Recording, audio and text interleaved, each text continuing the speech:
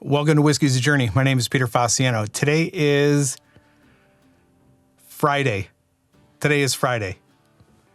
Yes, today is Friday. I've lost track since I retired, but today is Friday. I have a battle of the bottles coming at you, or a bottle battle. If you're new here and you don't know what's going on, I have about, I think it's now maybe 45 or 43 random samples that I put together in a blind sample pool. I've randomly selected this from that pool. They're stickered on the bottom. I'm going to pour them, nose them, and taste them, give you some notes on them, and then I'm going to figure out which one I like the most and tell you why. So if you are interested in this kind of content, if you watch this and you end up liking it, do me a favor, subscribe to the channel. If you're not subscribed already, give me a like. Turn that bell notification on because I produce videos every Monday, Wednesday, and Friday. And I also need to let you know that I have a January giveaway happening. If you are interested in supporting the channel and you are living in the United States and you have a United States postal address that I can ship to, read through the rules that are posted in the description below. And with that, let's go ahead and get this thing going. I think the last time I started on the glass on my right, so I'm gonna go ahead and start on the glass on my left. I don't think it really makes that much of a difference, but here we go. It gets like a note of sweetness, but that's pretty much it. Nothing glaring at this moment. Sherry finished. That's my initial note. Sherry finished or sherry matured. I get a good amount of like dark, rich raisins, dates, figs, and plums. Not a whole lot of spice, but yeah, this is very sherry forward. If you've ever had a Oloroso sherry cask matured or finished whiskey, or a PX, and I can't roll my R's, but Pedro Jimenez, if you have had either one of those, the raisin, date, fig, and plum, the rich, dark fruits are very prominent or very dominant. That's exactly what I'm getting here. Back behind any of that, or back behind all of that, is also a little bit of a vanilla note. Smells really good, definitely right up my alley. Let's go ahead and get it on the palate. Oh yeah, really good. All those raisins, dates, figs, and plums. This is sherry forward, no doubt. Not sure if it is Irish or Scotch, but it definitely will be based on my profile, based on my palate. It's going to be sherry cask matured or finished, for sure. If it's not, I should probably quit this channel. And the finish is oaky vanilla with those sherry notes. Medium to long finish. All right, I have my sheet of paper, some water. Let me rinse and then move on to glass number 2. All right, glass number 1 was good. So if it's sherry, it's probably going to be a sherry matchup. Yeah, this is sherry. It's candy, cotton candy sweetness. Throw in a sherry mature or sherry finished whiskey. I'm saying malt, so this was probably Irish or Scotch, single malt. Well, I guess it also could be a blend of some sort that's sherry finished or sherry matured. Yeah, these are both very subtle on the nose as far as spice goes, but there is a very small amount of spice that's coming through on both of them. This is heavily sherried. This is lightly sherried. This has more of a cotton candy note, and this has more, like I said, more of a dark fig, date, raisin, and plum note. All right, let's go ahead and get this one on the palate. Oh, all right. Yeah, those are both very, very similar. This is a little more subtle on the cask. This is more dominant. I've used this analogy before. This would be screaming. This is a little bit of a whisper. Those are my initial thoughts. So let me get a rinse of water, taste glass number 2 again, and then move back to number 1. All right, one more nose, one more taste. Heavy on the vanilla, big time heavy on cotton candy, and then some dark red fruits. And nothing really has changed much from the first nose to the second.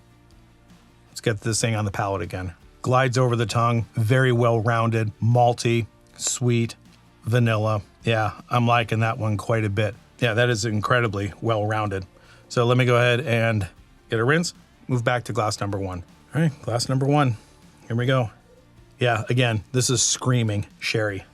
Malty, vanilla, chocolate, a little bit of tobacco, some leather. All right, let's go ahead and get this one back on the palate. A little bit of bitterness coming through now. It's very saturating as well. There's a milk chocolate note that is also coming through, and maybe that bitterness is associated with a dark chocolate. Very viscous, very sweet, vanilla, and malty. They're both put together really well. Very difficult decision here. Glass number 1 is more in your face. Glass number 2 is very subtle, but both have very good saturating notes and saturating flavors. So what I'm gonna do is take my time off air. I'm gonna rinse my palate, take some notes.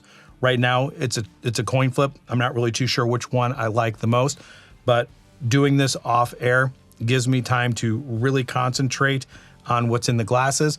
And it also allows the whiskey, whatever it is, in the glass to open up a little bit more. So that's what I'm gonna do. I'm gonna take my time with them, and when I come back, I'll let you know which one I prefer the most.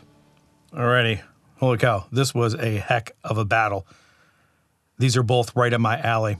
I really do enjoy sherry, and both of these have their own unique spin on what I like in a sherried whiskey.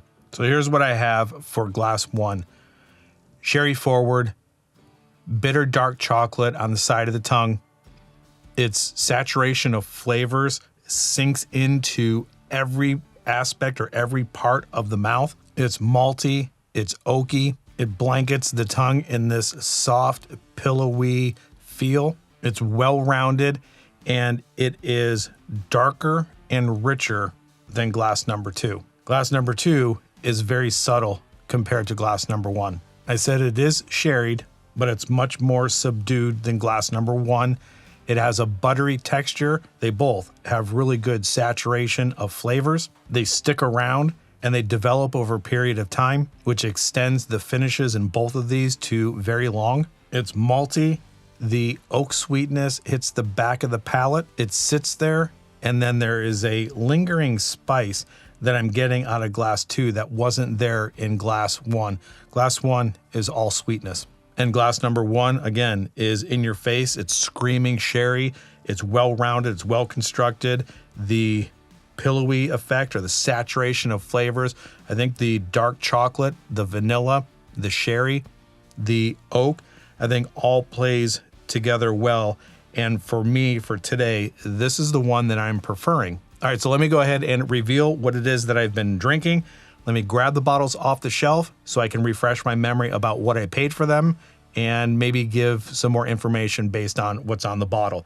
So glass number 2, I was drinking, let me go ahead and say, I actually don't know. I think they are sherried whiskeys, and I'm thinking, I don't know if I have any Irish sherry matured or finished whiskeys that would be as dominant or sherry forward as some of my bottles of scotch. So I'm going to say that these are sherried scotches, single malts, because I don't really have a whole lot of blended stuff.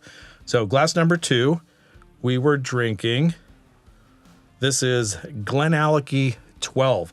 So Glen Allachie 12, sherried scotch, probably one of the more popular sherried scotches. Glass number 2 is Macallan Sherry Cask 12. So the Macallan, and I think I don't know if Macallan has ever made an appearance on this show. So Macallan and the Glen Allachie 12. Let me go ahead and grab these bottles, read a little bit of the label, and let you know my final thoughts. Be right back. All right, so we have the Macallan Highland Single Malt Scotch 12 years Sherry Oak Cask, 43% ABV, and I paid $79.99, Phoenix, Arizona. And then the Glen Allachie 12 is $79.99. So it looks like they are both exactly the same price, or at least they were when I purchased them. 46% ABV, natural color, non-chill filtered. And I do believe I would say that the Macallan being 43 is probably chill filtered and natural color right here on the labels. Obviously, sherried, 12 years of age, comparable price. Wow, that is surprising. Let me know in the comments down below if you have done a matchup with Macallan. Are you a person that gravitates more towards Macallan because of the name, or do you just prefer it over Glen Allachie? I thought I would prefer Glen Allachie over Macallan, but that's what blinds are for. It really does hone in on what it is that you prefer. So that is a very pleasant surprise for me. So I think that is where I am going to leave it. Please do me a favor if you are interested in supporting the channel. Again, read through the rules to the giveaway down below. If you are interested in winning 2-ounce samples of either one of these, there's a little heart with a $sign underneath the video. You can contribute to your heart's content. Every increment of $5 will get you 1 entry into the giveaway. Post your comments down below on your thoughts of the Macallan. Give me your thoughts on Macallan and Glen Allachie. Yeah, this comes across as really Macallan forward, that robust, really rich, dark raisin date, fig and plum, but the Macallan note is dominating in the glass. All right, let's get it on the palate. Ooh, no, that is not good at all as a blend. It's very astringent. It's very bitter. It's lost all complexity. Whatever these two had individually do not mix well in the glass. Wow, I expected a little bit different there. All right, so that's where I'm going to leave it. Wherever you are at in your journey, I hope you're enjoying it. Until the next time, we'll talk to everybody later.